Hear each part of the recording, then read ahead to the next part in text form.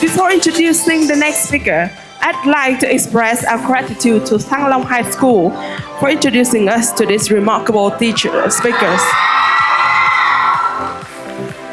Thăng Long High School for the Gifted, where are you?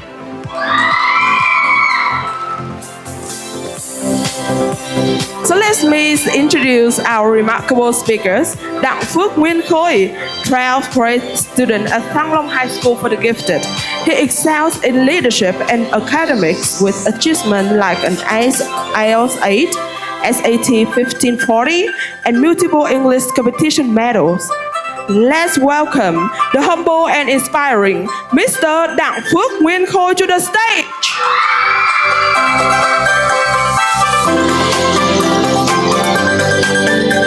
Hello everyone, I am Đặng, Phước, Nguyên, Khôi, a student from Thăng Long High School for the Gifted and specifically in English major.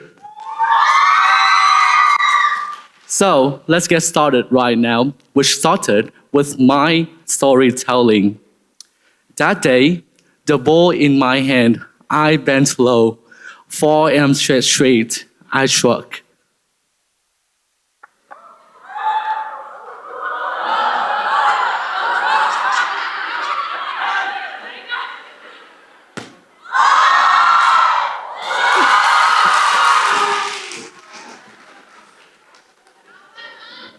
The second serve and then the third, I made them all. At that time, I was playing volleyball happily with my friends. Oh shit.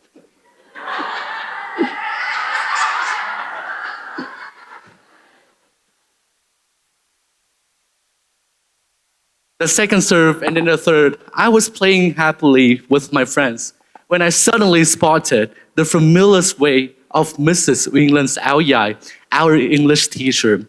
My chest tightened. Oops, it's coming. I said to my teammates, guys, I need to go check my NEC, which is the National English Contest results. They immediately nodded. Of course they would, because they knew that it isn't just about some random personal achievement for me, but the NEC, my performance day, determined the whole province academic standing. And there I was, dashing towards Mrs. England. Good afternoon, teacher, I said to her, but barely slowing down, I continued my way. So why? Why didn't I ask for her result? Because I already knew I had failed. So why was I running? I wasn't just running, I was escaping because I was scared. For 30 minutes, I haven't touched the ball. All I did was to hide at the edge of the courts. Though serve was a less desperate attempt to save some pride before I could excusing myself and hide. You see, the NDC, the National English Competition, wasn't just some random competition for me. Beyond pride or recognition, it is my shield. Whenever I am faced with unfamiliar challenges or the steps that I feel that my weaknesses is going to be exposed, I would retreat behind this shield. Because I have already excelling in one of the most prestigious competitions in Vietnam. So what's with some sport that I am not good at? And that's what I thought. And at the moment that I needed the shield the most, this message hits me. Shit. And then I felt that shield cracked into pieces and I was exposed both on and off court.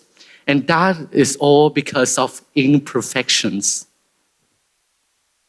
In the days that followed, I sat on the weather rock stairs, staring at my classmate playing volleyball so happily. But this time it's different. I knew that without the NEC status, if I make a mistake, I couldn't hide. But the court came alive in ways I couldn't ignore.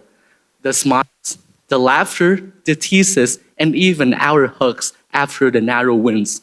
It is so fun and so alive. Hi, can I join? Before I can second guess myself, I heard my mouth shouting. And there I was, on the court, continued embarrassing myself, of course.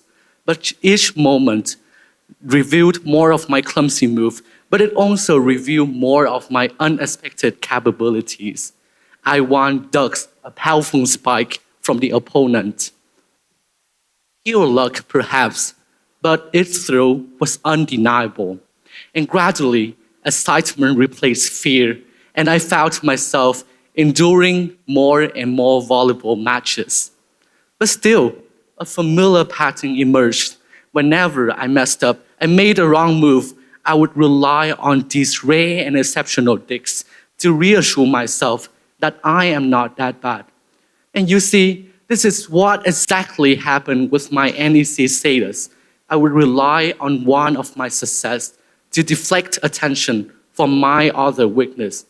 And I was determined to break the cycle this time. I set out to master digging as a skill. And there I was. I talked to Mỹ Ngọc, to Thảo Hương, to Tú, the other liberal, about how my legs suddenly froze when the ball came my way. And no longer caring about how awkward I may look, I told them to urge me to shout through matters during game. One like this, "Run, Khôi!" And this way, my friends were alerted. And not only from them, I received immense support from Minh Khôi, from Wang, and from every of my teammates. With their support, I improved quickly. That's when I realized imperfection weren't burdens. They were our privileges to receive support and to grow. You see, by admitting my disadvantage, I created myself a new advantage in which I was constantly receive support from my friends and therefore can now enjoy the sport that I always loved. And this, I realized that this is not only true on the volleyball court, but also off the court and for every aspect of my life. In math, where I constantly suck, I have Mỹ Uyên and Han Dung who constantly allowed me to accompany through countless math problems, no matter how many times I stuck. And with this, I have scored in 1540 on the SAT, becoming one of the most highest scorers in the world. And with this, in essay writing, I also had Đặng and Châu Bảo who were willing to share their generous advice, no matter how hard, how difficult for them to get it. You see, if it hadn't been for these challenges, for these imperfections, I wouldn't have the daring to ask support from the others. And I wouldn't have known their gratitude, their resilience, their patience, and their kindness towards me. And with this, I have grown gratitude for the classmates that I'm studying with, for the school that I'm going to, and also the family I was born to. I was grateful for literally everyone in my life because thanks to them, I am who I am today.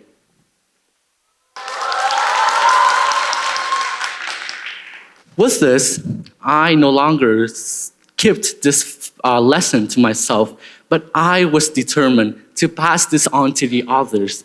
And that started with Road to Thăng Long, an English mentorship project for the disadvantaged students. Well, let me tell you about one specific mentee here.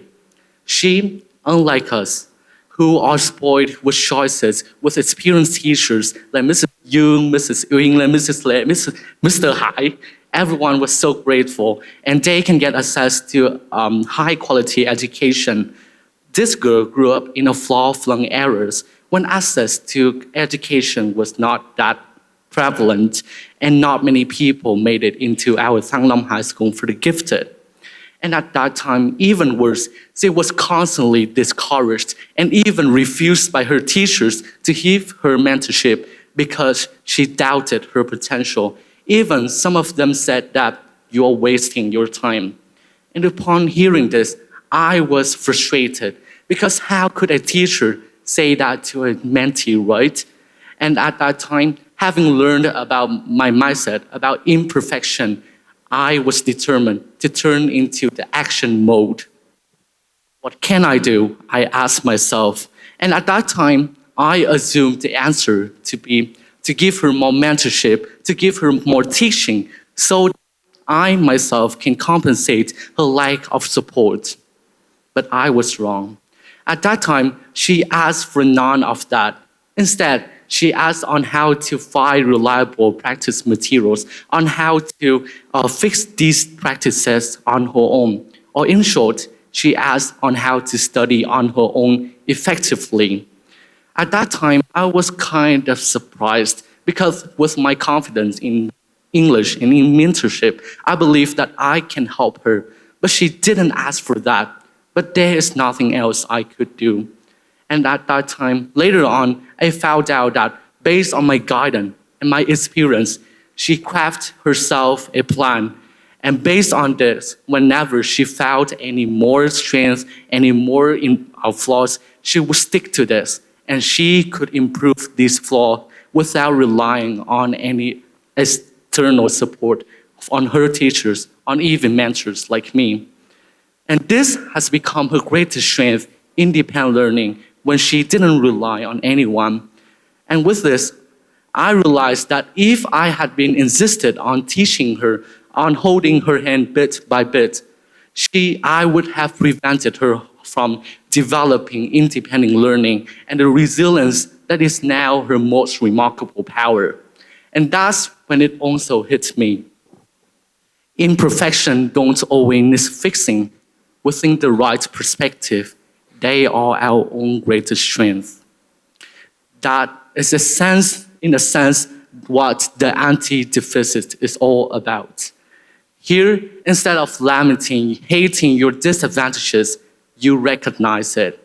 Because just like Hato, that mentee, I guess, she didn't feel discouraged by her disadvantages, but the initial lack of support allowed her to transform it into the independent learning.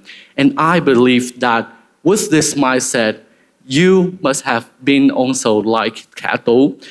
Imagine when you face a setback, I believe that you must have learned something, a new knowledge, a new skill that is now accompanying you through every stage of your life.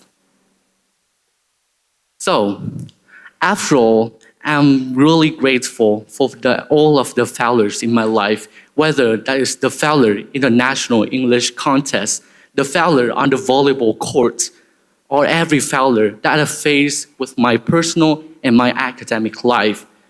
Indeed, it left me shattered my identity. It left me pondering about my self-worth, my ability, and my confidence. But after all, it is all worth it. Just as General Secretary Do Lam, my charismatic leader, once said, for a body to be healthy, it must endure a plan to rid itself of a tumor. And just like that, these painful moments, yes, while challenging, were necessary for me to shed the toxic obsession with perfection. If it hadn't been for these sufferings, I might have stuck myself in an endless chase for flawed records, for flawless achievements, and I wouldn't have been daring enough to step into familiar challenges that didn't guarantee me success. And what would that have cost me? I would have missed the pure joy of the playing volleyball under the breathtaking sunsets of Đặng with my classmates, surrounded by laughter and camaraderie. I would have missed the thrill of stepping into unfamiliar challenges, daring to break my self-limits, only to realize that I am improving in the fields that I used to fear the most. With this mindset, I come to see myself and see the world differently. For the first, I have become much more gentle with myself. I accept every part of me, whether it is my strength, my imperfection, my weakness. I appreciate those not as flaws to fix or not as something to boast about, but as doors to open to new opportunities. Just like how the failure and the endlessly was supposed to leave me down, but instead it allowed me to thrive in volleyball. I believe that this witness there, or that imperfection there, will allow me to lead me to some of the most unexpected career paths that I've never thought of, like becoming a full-time philosophist, like I am doing right now, or becoming a professional volleyball player. Mom, don't be disappointed. And second, I no longer see others through black and white lenses. Seeing someone better than me at math doesn't make me feel inferior. Or vice versa, seeing someone struggle at English doesn't make me feel less potential of them. Instead, to me, everything, everyone is a work in progress, each with their strength waiting to bloom. And with that, I aspire to pursue more strength, more skills, not for another safety net, of course, but to use this newfound strength to uplift others, just like how my friends did with me in volleyball. And with that, I inspire the others to do the same, to uplift everyone, to compliment everyone. And as a result, the powerful ripple effect is created, and our own community is all empowered. So, story short, imperfection are not flaws to fix. They are opportunities to connect, to grow, and to thrive. The next time we face a mistake, an imperfection, please do not hide it. Embrace it. Let it teach you to improve in that very area. Let it teach you to connect you to the others. And let it open doors to a life far more extraordinary than perfection could ever do.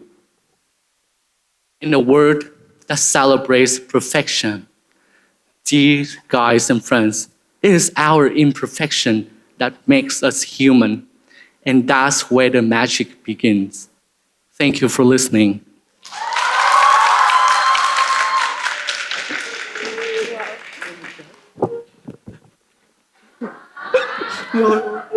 Can I hug with? Me too. Wait for me.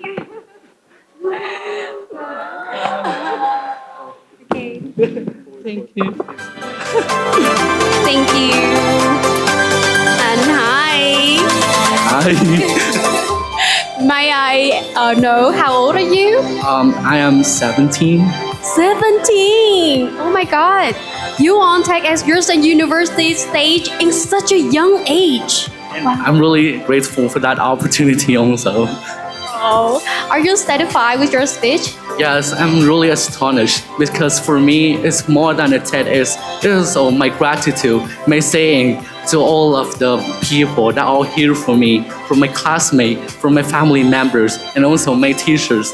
I'm grateful for all of them. Guys, I love you!